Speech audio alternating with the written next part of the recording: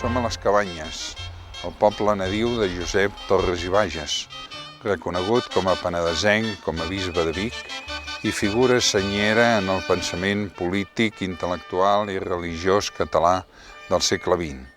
La seva obra i la seva petjada ens ajuda a entendre la Catalunya contemporània dels nostres dies.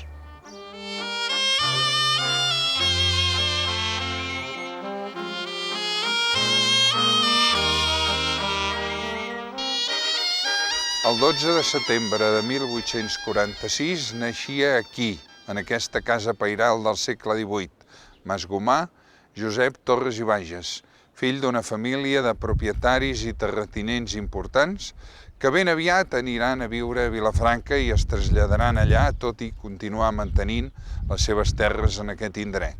Cap a Vilafranca hem d'anar, doncs, per seguir la petjada del bisbe Torres.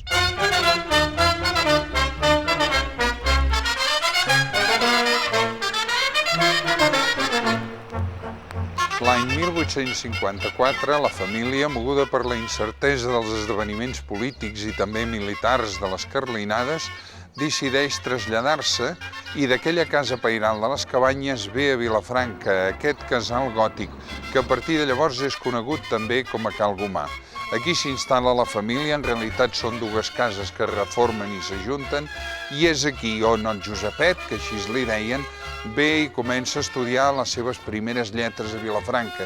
Aquesta plaça, la plaça de Jaume I, la plaça de l'Oli, és el seu espai natural de jocs i de companys. L'any 1857, el jove Josep Torres i Bages es trasllada a Barcelona per realitzar estudis secundaris i superiors. Allà coincidirà amb el mestre Manuel Milà i Fontanals, i és allà on realitzarà estudis de dret i, finalment, estudis eclesiàstics. El 1877 cantarà la seva primera missa i serà precisament aquí, a la Capella de les Dolors de Vilafranca, d'una manera molt discreta. El seu avi acabava de morir i la família estava de dol. Josep Torres i Bages és ja un sacerdot a Barcelona.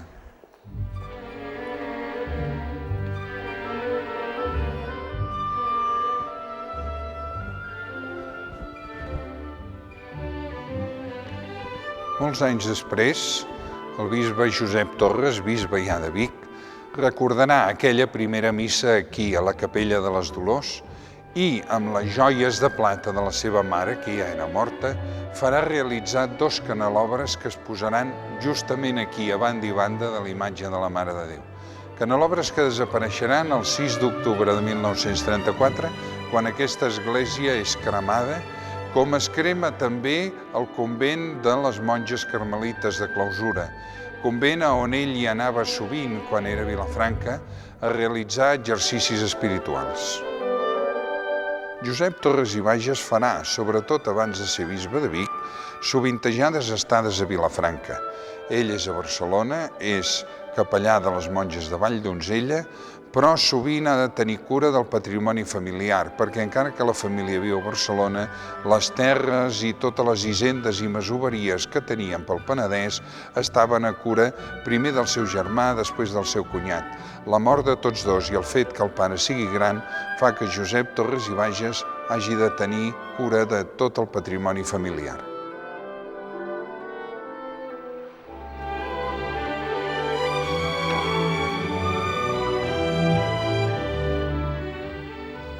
L'any 1899, Josep Torres i Bages serà promogut a bisbe de Vic. Abans, però, és conciliari del Cercle Artístic de Sant Lluc, a Barcelona. El Cercle Artístic de Sant Lluc és conegut pels escultors catòlics d'arrel cristiana i entre ells els germans Llimona. Serà precisament aquí, a la cripta de la Basílica de Santa Maria, on el llegat del bisbe Torres i Bages es concretarà. Es concretarà amb dues obres dels germans Llimona. Aquí hi ha l'escut del bisbe de Vic, Josep Torres i Bages.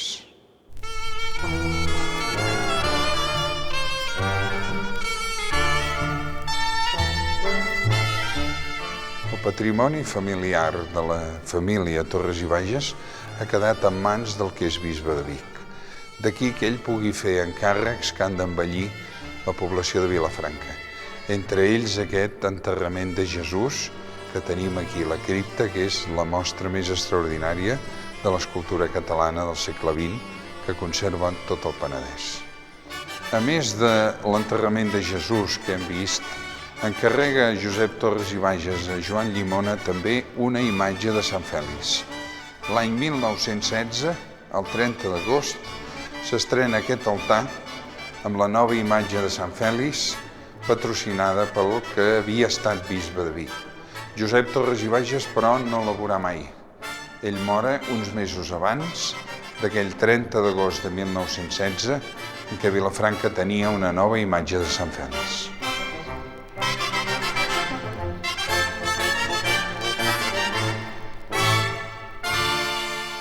Al Saló de Sessions de la Casa de la Vila hem de recordar la figura del predecessor a Vic de Torres i Bages, el també vilafranquí bisbe Josep Morgades, iniciador de la línia del catalanisme cristià que després promourà Josep Torres i Bages.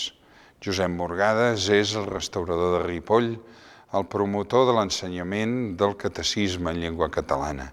Torres i Bages continuarà la seva petjada a Vic. Més enllà de l'esquema de la Renaixença, es planteja ja cap a finals de segle la necessitat d'una reivindicació nacional. En aquesta reivindicació nacional hi ha un plantejament que és conservador, que és catòlic, però que també és catalanista, que Torres i Bages defineix en un llibre, La tradició catalana, i en una frase: Catalunya serà cristiana o no serà.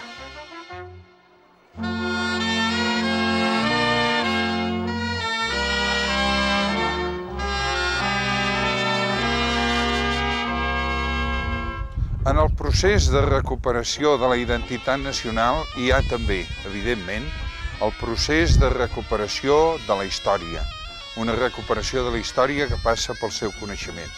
És per això que Josep Torres i Bages fa posar aquesta placa a lo que ara és el Museu de Vilafranca, una placa que recorda la mort del rei Pere el Gran en aquest, el seu Palau Reial. A la porta del Palau del Marquès d'Alfarràs, l'escut del bisbe Morgades ens recorda la línia que ell i sobretot Torres i Bages van empentar en aquella època.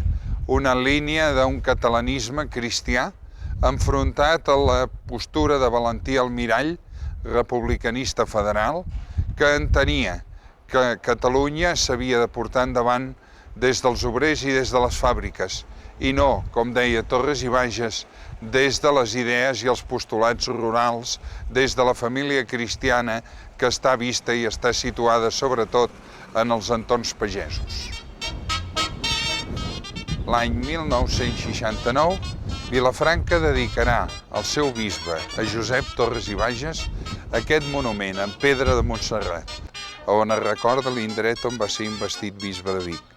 A la muntanya de Montserrat, Josep Torres i Bages iniciarà la seva empenta catalanista que tanta petjada ha deixat a la història catalana.